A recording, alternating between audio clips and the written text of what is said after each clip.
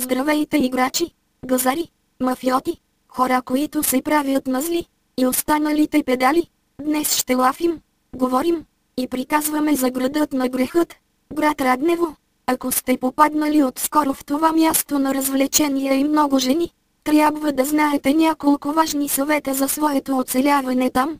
Първо, никога не дайте да си имате работа с биячите от набор 010099 и останалите гангстери в този град.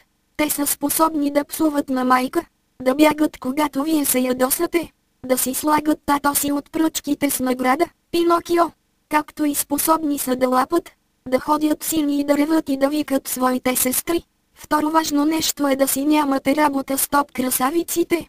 Момичетата набор 02, 01, 00, те не са дебели, просто се хранят с радиатори. Ако момиче, което е 6 клас и тежи 150 кг, но има снимка в Фейсбук с 100 харесвания, това означава, че тя е много по-висок левел от вашият и вие не трябва да я поглеждате или да се опитвате да я заговорите. По-добре хвърляйте по тях пържоли и се молете да не ви изядат ръката. Другият тип жени са братовчетките на Франкенщайн. Те имат по 200 лайка на снимките и са много далече от вас.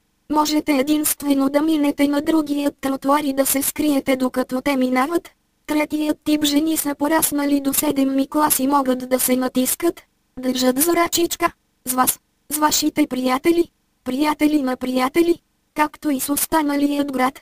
А когато той не стигне, ще заминат да учат в по-голям, където ще продължат да вдигат своя рейд. До 9 клас е възможно да са стигнали до 4 аборта, 11 приятели, 18 обвързвания в Фейсбук, 22 гаджета и излизане с има няма 150 тир, 160 момчета. Спокойно, те не са курви. Просто така си мислите вие. Как можеш да наречеш курва момиче на 16? Ти да не си простак. Тя има дете. Трябва да го гледа някак. Не я наричай така. Срамна работа няма. И така до тук спиш кояците от женски пол. Това е истина. Споделяйте, за да ни вдигате рейта. Град Раднево. Градът, в който Беар Грилс снима последният си филм преди да умре. Очаквайте ни.